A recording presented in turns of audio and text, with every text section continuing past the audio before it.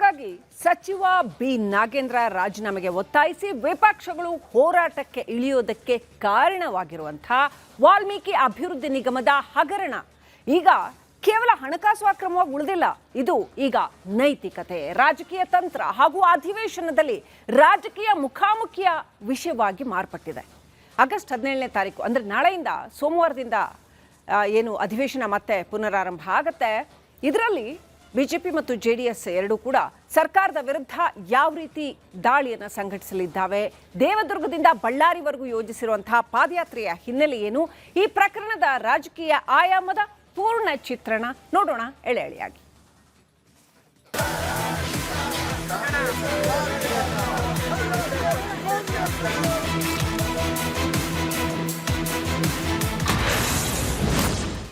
ರಾಜಕೀಯ ಅಖಾಡದಲ್ಲಿ ವಿಪಕ್ಷಗಳ ರಣಕಹಳೆ.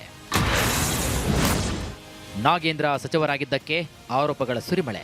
ಬಳ್ಳಾರಿ ಗ್ರಾಮೀಣ ಕ್ಷೇತ್ರದ ಶಾಸಕ ಬಿ ನಾಗೇಂದ್ರ ಮತ್ತೆ ಸಚಿವರಾಗಿ ಪ್ರಮಾಣ ವಚನ ಸ್ವೀಕರಿಸಿದ ಬೆನ್ನಲ್ಲೇ ಆಡಳಿತ ಮತ್ತು ವಿಪಕ್ಷಗಳ ನಡುವೆ ಸದ್ದಿಲ್ಲದೆ ಹೊತ್ತಿದ್ದ ಕಿಚ್ಚನ್ನ ಅಧಿವೇಶನದಲ್ಲಿ ಭುಗಿಲೇಳಲಿದೆ. ಜಾರಿ ನಿರ್ದೇಶನಾಲಯದ ತನಿಖೆ ಎದುರಿಸಿ ಜೈಲುವಾಸ ಅನುಭವಿಸಿ ಜಾಮೀನಿನ ಮೇಲೆ ಹೊರಬಂದಂತಹ ನಾಗೇಂದ್ರಗೆ ಮತ್ತೆ ಸಚಿವ ಸ್ಥಾನ ನೀಡಿರುವುದು ರಾಜಕೀಯವಾಗಿ ದೊಡ್ಡ ವಿವಾದ ಹುಟ್ಟುಹಾಕಿದೆ. ಇದೇ ಈಗ ಅಧಿವೇಶನದ ಸಂದರ್ಭದಲ್ಲಿ ಬಿಜೆಪಿ ಹಾಗೂ ಜೆಡಿಎಸ್ ಪಾಲಿಗೆ ಬ್ರಹ್ಮಾಸ್ತ್ರವಾಗಿ ಪರಿಣಮಿಸಿದೆ. ನೈತಿಕ ಹೊಣೆಗಾರಿಕೆಯ ಪ್ರಶ್ನೆ ಎತ್ತಿದ್ದ ವಿಪಕ್ಷ, ನಾಗೇಂದ್ರ ಸಮರ್ಥನೆಗೆ ನಿಂತ ಆಡಳಿತ ಪಕ್ಷ.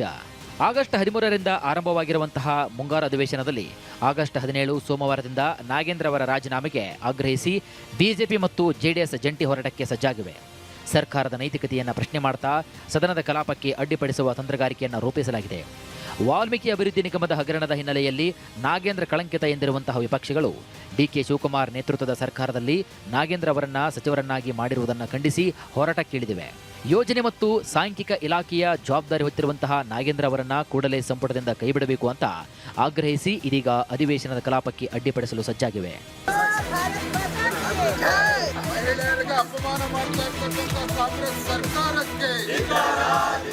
ಬಿಜೆಪಿ ಜೆಡಿಎಸ್ ಪಕ್ಷಗಳು ನಾಗೇಂದ್ರ ವಿರುದ್ಧ ಘೋಷಣೆ ಮಾಡಿರುವಂತಹ ಹೋರಾಟ ಕೇವಲ ಅಧಿವೇಶನದ ಕಲಾಪ ಅಡ್ಡಿಪಡಿಸುವುದಕ್ಕೆ ಸೀಮಿತವಾಗಿಲ್ಲ. ರಾಯಚೂರು ಜಿಲ್ಲೆಯ ದೇವದುರ್ಗದಿಂದ ಬಳ್ಳಾರಿವರೆಗೆ ಬೃಹತ್ ಪಾದಯಾತ್ರೆ ನಡೆಸುವುದಾಗಿ ಬಿಜೆಪಿ ಘೋಷಣೆ ಮಾಡಿದೆ. ಈ ಮೂಲಕ ವಾಲ್ಮೀಕಿ ನಿಗಮದ ಹಗರಣವನ್ನ ಸಾರ್ವಜನಿಕ ವಲಯದಲ್ಲಿ ದೊಡ್ಡ ಮಟ್ಟದ ರಾಜಕೀಯ ವಿಷಯವನ್ನಾಗಿ ಜೀವಂತವಾಗಿಡುವುದು ವಿಪಕ್ಷಗಳ ಉದ್ದೇಶವಾಗಿದೆ. ಈ ಪ್ರಕರಣದ ರಾಜಕೀಯ ಹಿನ್ನೆಲೆ ನೋಡೋದಾದ್ರೆ 2024ರ ಮೇ ತಿಂಗಳಲ್ಲಿ ಮಹರ್ಷಿ ವಾಲ್ಮೀಕಿ ಅಭಿವೃದ್ಧಿ ಅಧಿಕಾರಿ ಪಿ ಚಂದ್ರಶೇಖರನ್ ಆತ್ಮಹತ್ಯೆ ಮಾಡಿಕೊಂಡಾಗ ಎದ್ದಂತಹ ಆಕ್ರೋಶಕ್ಕೆ ಮಣಿದು ಜೂನ್ 6, 2024ರಂದು ನಾಗೇಂದ್ರ ರಾಜೀನಾಮೆ ನೀಡಿದರು. ಅದು ಸಿದ್ದರಾಮಯ್ಯ ನೇತೃತ್ವದ ಸರ್ಕಾರಕ್ಕೆ ಎದುರಾದ ಮೊದಲ ನೈತಿಕ ಮತ್ತು ರಾಜಕೀಯ ಹಿನ್ನಡೆಯಾಗಿತ್ತು.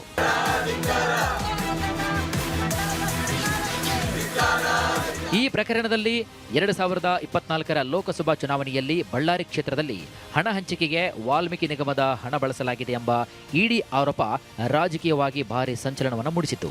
ಸುಮಾರು 20.19 ಕೋಟಿ ರೂಪಾಯಿ ಹಣವನ್ನು ಚುನಾವಣಾ ವೆಚ್ಚಕ್ಕೆ ಹಾಗೂ ಲಕ್ಷಾಂತರ ಮತದಾರರಿಗೆ ಹಂಚಲು ಬಳಸಲಾಗಿದೆ ಎಂಬ ಉಲ್ಲೇಖ ಆಡಳಿತ ಪಕ್ಷಕ್ಕೆ ಮುಜುಗರವನ್ನು ತಂದಿತ್ತು. ಬಂಧನದ ಸುದ್ದಿಯಲ್ಲಿ ತಲ್ಲಣಿಸಿತು ರಾಜಕೀಯ ಕಣ. ಜೈಲಿನ ಗೋಡೆ ಹಿಂದೆ ನಾಗೇಂದ್ರ ಕಳೆದಿದ್ದು 96 ದಿನ. ಜುಲೈ 12, 2024ರಂದು ಜಾರಿ ನಿರ್ದೇಶನಾಲಯ ನಾಗೇಂದ್ರ ಅವರನ್ನು ಬಂಧಿಸಿದಾಗ ಆಡಳಿತ ಪಕ್ಷವು ರಕ್ಷಣಾತ್ಮಕ ತಂತ್ರಕ್ಕೆ ಜಾರಬೇಕಾಯಿತು ನೋಡಿ. ಒಟ್ಟು 96 ದಿನಗಳ ಕಾಲ ಪರಪ್ಪನ ಅಗ್ರಹಾರ ಜೈಲಿನಲ್ಲಿದ್ದ ನಾಗೇಂದ್ರ ಅವರ ಬಂಧನವನ್ನ ವಿಪಕ್ಷಗಳು ಸರ್ಕಾರದ ಭ್ರಷ್ಟಾಚಾರಕ್ಕೆ ಸಾಕ್ಷಿ ಅಂತ ಟೀಕಿಸಿದವು.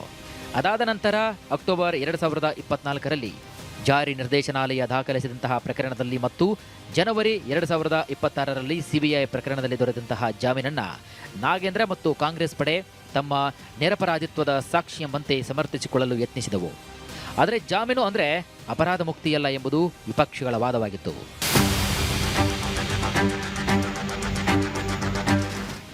ಸಿಬಿಐ ಪ್ರಕರಣದ ಜಾಮೀನು ಷರತ್ತು ಉಲ್ಲಂಘಿಸಿ ದೆಹಲಿಗೆ ತೆರಳಿದ್ದಾರೆಂಬ ವಿಪಕ್ಷಗಳ ಆರೋಪ ಇತ್ತೀಚೆಗೆ ಚರ್ಚೆಗೆ ಗ್ರಾಸವಾಗಿತ್ತು.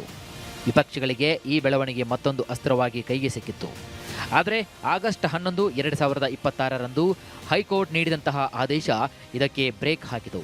ಸಚಿವರಾಗಿರುವಂತಹ ನಾಗೇಂದ್ರಗೆ ದೇಶದೊಳಗೆ ಪ್ರಯಾಣಿಸಲು ಹೈಕೋರ್ಟ್ ಅನುಮತಿ ನೀಡಿದ್ದು ನಾಗೇಂದ್ರ ಅವರಿಗೆ ರಾಜಕೀಯವಾಗಿ ದೊಡ್ಡ ರಿಲೀಫ್ ನೀಡಿತು.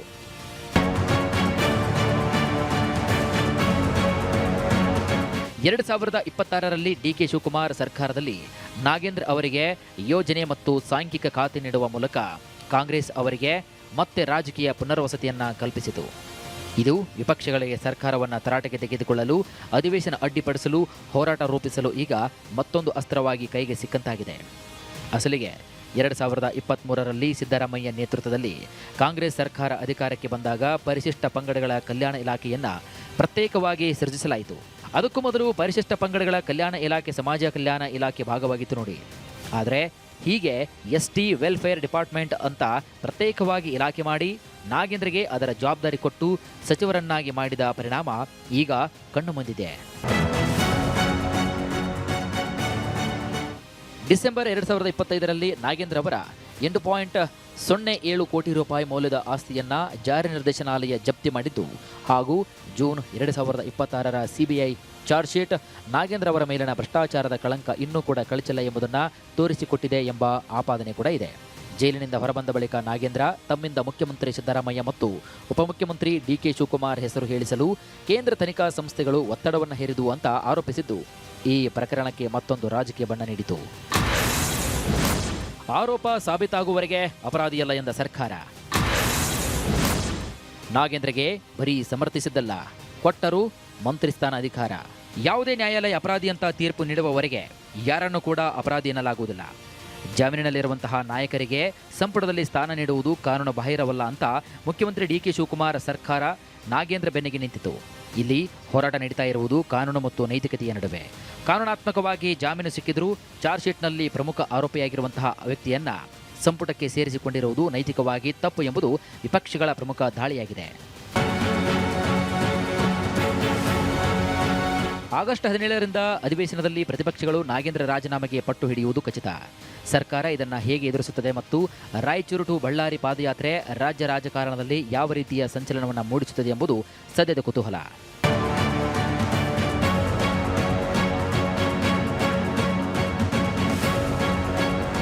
ವಾಲ್ಮೀಕಿ ನಿಗಮದ ಅಕ್ರಮ ಹಣ ವರ್ಗಾವಣೆ ಪ್ರಕರಣವು ಕೇವಲ ತನಿಖಾ ಸಂಸ್ಥೆಗಳ ಕೋರ್ಟ್ ಹಾಲ್ಗೆ ಸೀಮಿತವಾಗಿ ಉಳಿದಿಲ್ಲ.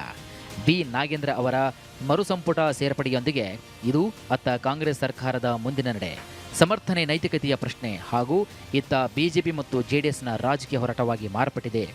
ಇನ್ನು ಮುಂಬರುವಂತಹ ದಿನಗಳಲ್ಲಿ ಈ ರಾಜಕೀಯ ಸಂಘರ್ಷ ಯಾವ ಹಂತಕ್ಕೆ ಹೋಗಲಿದೆ ಎಂಬುದನ್ನು ಸದ್ಯ ಕಾದು ನೋಡಬೇಕಾಗಿದೆ.